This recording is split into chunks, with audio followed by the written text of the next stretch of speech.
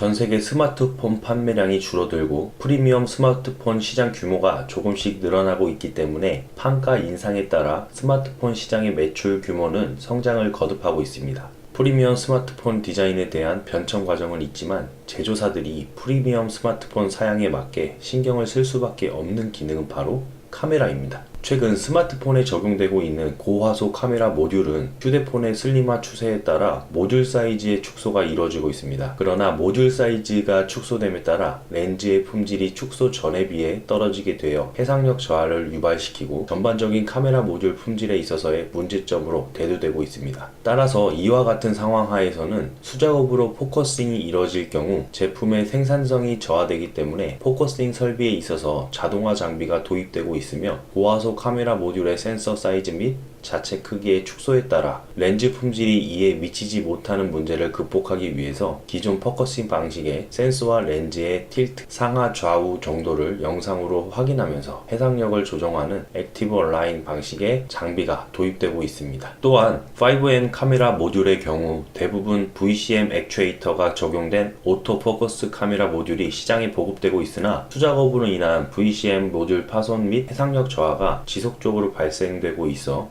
기존 설비, 매뉴얼 장비 포커싱의 교체 수요가 늘어나고 있는 상황입니다. 이처럼 고화소 카메라 모듈의 생산이 늘어나고 있고 AF 등 다양한 기능이 점차 추가됨에 따라 매뉴얼 장비를 사용한 검사는 그 생산성 및 품질에 있어 한계에 다다르고 있기 때문에 고화소 카메라 모듈용 자동화 검사 장비의 수요는 점차 증가될 것으로 전망됩니다. 카메라 모듈 검사 장비 시장은 점차적인 인건비 상승과 자동화 시스템에 대한 니즈 증가로 인해서 세미 오토 장비에서 풀 오토 장비 라인으로 변화되어 가는 추세이며 개발 및 양산 부문의 주요 업체에는 하이비전 시스템을 포함해서 이즈미디어 등 4개 업체가 경쟁 구도를 형성하고 있습니다. 우리는 여기서 하이비전 시스템에 주목할 필요가 있습니다. 이러한 경쟁 업체들은 카메라 모듈을 생산하는 주요 납품처별로 구분하여 검사 장비를 공급하고 있으며 하이비전 시스템은 카메라 모듈 부문의 국내 최대 업체인 LG이노텍, 삼성전자 등의 납품이 이루어지고 있습니다. 또한 코엘, 프라이맥스, 샤프 등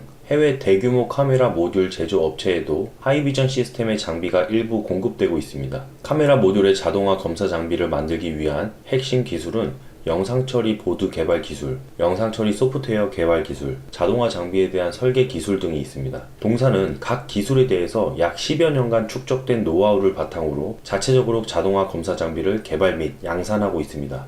또한 완성 휴대폰 제조업체는 충분한 물량 확보 및 위험 분산을 위해 통상 3개에서 4개 업체로부터 카메라 모듈을 공급받는데 과거 검사 장비는 카메라 모듈 업체에서 원가 절감 및 생산성 향상을 위해서 자체적으로 도입하는 방식이 주를 이루었습니다. 그러나 최근에는 완성 휴대폰 업체에서 각 카메라 모듈 업체가 공급하는 카메라 모듈의 품질 균일성 및 수율 관리의 측면에서 자동화 장비의 도입을 독려하고 있으며 이때 서로 다른 카메라 모듈 업체에도 동일한 검사 장비의 도입을 유도하고 있습니다.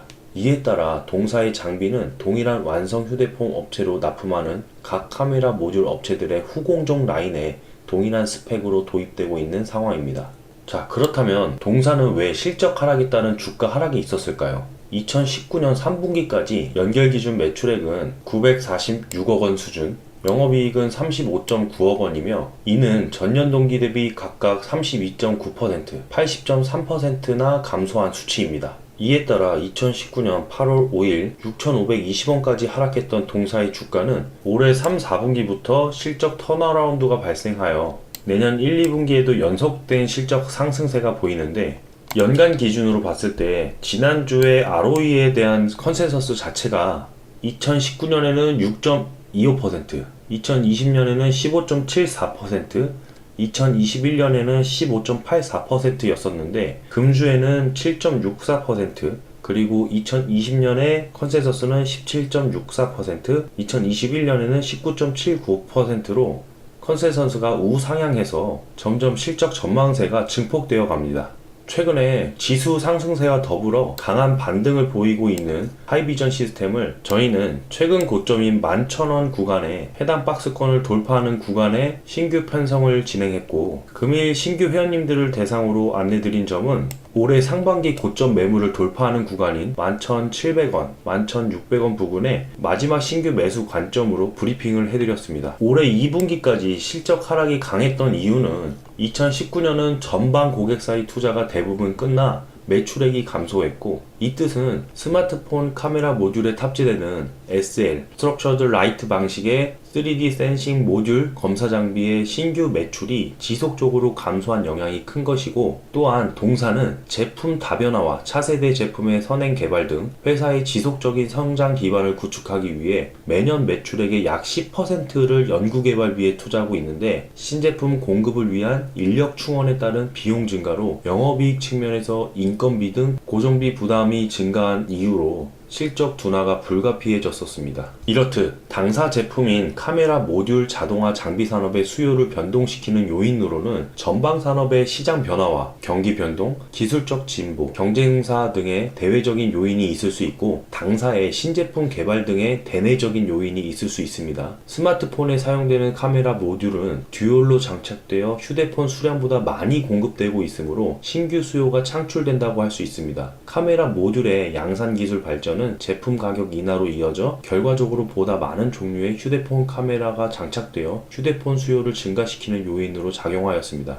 이에 따라 국내 주요 휴대폰용 카메라 모듈 제조사인 파트론과 파워로직스, 캠시스, 나누가, MC넥스 등이 실로 엄청난 주가 상승세를 보였었죠. 저희가 2018년 10월 25일 업로드한 파트론 영상을 보시면 자사주 매입 이슈에 맞춰서 매수 안내를 드렸었는데, 그때 시점부터 최근 신고가인 18,850원 구간까지 무려 110%가 넘는 주가 성장을 보여 큰 상승세를 기록했습니다. 다만 이와 같은 카메라 모듈의 수요 증가가 곧바로 카메라 모듈 검사 자동화 장비의 수요 증가로 이어지지는 않습니다. 카메라 모듈 검사 장비의 특성상 검사 자동화 장비는 한번 갖춰지면 동일한 카메라 모듈의 검사에 있어서 모듈 생산 규모가 확대되지 않는 한 카메라 모듈 업체의 추가적인 장비 확보가 불필요하기 때문입니다. 결국에는 이러한 이유 때문에 실적 하락이 불가피했던 것이었죠. 그럼에도 불구하고 매뉴얼 검사 장비의 자동화 장비로의 교체 수요는 지속될 것으로 판단되며, 카메라 모듈 고화소 추세 및 다기능 추가 추세에 따라 검사 항목이 추가되어 신규 검사 장비에 대한 수요 증가가 될 것으로 기대되고 있습니다. 결국 다시 실적이 우상향하는 이유이기도 합니다.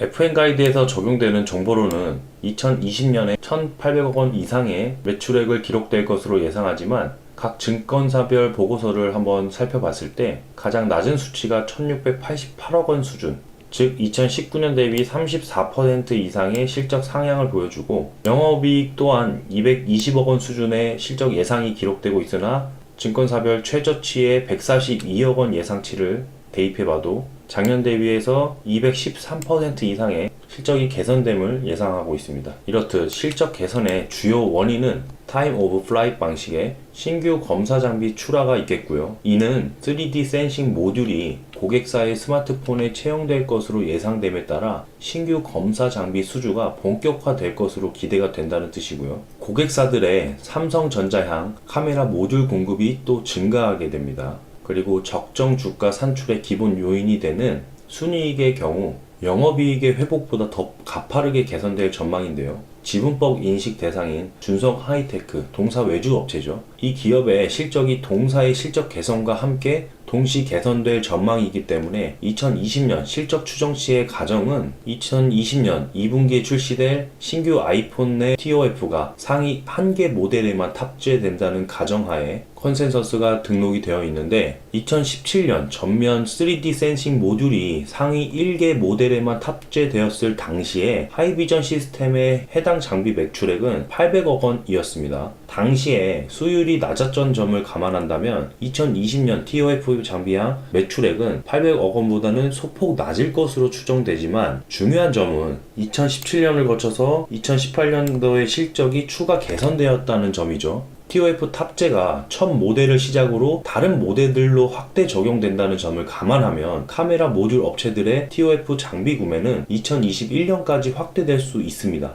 2019년 실적을 바닥으로 2020년과 2021년까지의 실적 회복 방향성은 매우 명확하다고 볼 수 있겠죠. 2018년 주 고객사가 전면에 3D 센싱 카메라 모듈을 채택함에 따라서 동사의 실적 성장이 이루어졌고 초기 1개 모델에서 3개 모델로 확대가 되면서 성장세가 지속되었다는 것이죠. 향후 SL에서 후면 TOF 방식으로의 변화는 동사에게 다시 한번 성장할 수 있는 기회로 판단이 된다는 것입니다. 국내 고객사의 멀티 카메라 모듈 채택이 지속됨에 따라서 국내 고객사향 실적 성장이 기대되고 중화권 매출도 회복될 것으로 또 예상됩니다. 글로벌 스마트폰 수요 성장이 큰 변화는 없으나 혁신은 지속되고 있습니다. 고객사의 스마트폰이 5G 환경에서 구현 가능한 증강 형질의 기술 방점이 찍혀 있기 때문에 카메라 모듈의 변화는 지속되고 있는 상황입니다. 카메라 모듈의 고화소화와 기술 변화에 따른 변화는 결국 검사 장비의 신규 수요를 자극할 것으로 예상되고 동사의 수혜는 지속될 것으로 예상됩니다. 동사는 수주 감소에 따른 주가 하락으로 밸류에이션 부담이 완화되었다는 측면에서는 주가는 여전히 상승 가능성이 충분해 보입니다. 그리고 최근 가파른 상승세를 기록하더라도 고밸류 기업들과 비교했을 때 PBR 1배도 채 안 된다는 사실은 상당히 저평가된 부분을 다시 한번 확인할 수가 있겠습니다. 동사는 또한 2021년에 예전 매출액과 영업이익 측면을 모두 상회할 것으로 보는데 성장주에 대한 요건 중에 가속도를 측정하는 ROE, 자기자본이익률에 대한 근거를 봤을 땐 2021년에는 19%를 상회하는 예상치가 기록이 되어 있죠. 2017년에는 23% 비율의 아성을 뛰어넘기는 힘들 수도 있습니다. 2017년, 2018년 평균 ROE 21에서 22% 수준의 최고의 자기자본이익률을 기록했던 해당 구간의 주가 상태는 22,150원이라는 놀라울 만한 신고가를 경신하게 되었고 현재 추세 상승이 신고가를 기록한 22,150원을 상회해서 나아가기는 힘들어도 증권사 평균 목표 구간인 17,000원과 18,000원 구간의 목표가를 비교해 봤을 때 목표치를 낮게 잡아 16,000원, 16,300원 수준의 가격 구간 돌파 테스트를 시도하는 수준까지는 큰 변수가 없는 한 무사히 도달하지 않을까 판단됩니다. 이 수준에 도달한다면 앞으로의 주가 상승도 30%가 넘는 수준까지도 나올 수 있기 때문에 앞으로의 주가 반등이 어떻게 이루어질지 관심있게 지켜보셔야 되겠습니다. 수급적인 측면에서 보면 개인들은 이러한 구간을 고점이라고 생각하는 강박관념에 섣불리 매수를 못하고 차익 실현을 하게 되는데 그러한 고정관념이 나에게 똑같이 적용된다면 남들도 똑같이 느껴서 매수 버튼을 누르기 힘들지 않을까요? 결국 외인과 기관 투자자들은 오늘도 개인 물량을 받아 8%가 넘는 주가 상승을 동반했습니다. 혁신적인 제품화에 기여한 수많은 연구개발 실적들과 다수의 지적 재산권을 취득한 동사의 경제적 혜자는 특정 상표와 제품 브랜드보다 하이비전 시스템이라는 기업 브랜드가 매출과 거래처에 끼치는 영향력을 증폭시킬 것이고 이에 따라 고객 가치를 극대화할 수 있는 신속하고 차별화된 고객 서비스를 통해 기업 브랜드 이미지를 향상시켜가는 동사를 깊은 관심 종목으로 내 포트에 넣어보는 것은 어떨까요? 이상으로 마치겠습니다. 감사합니다.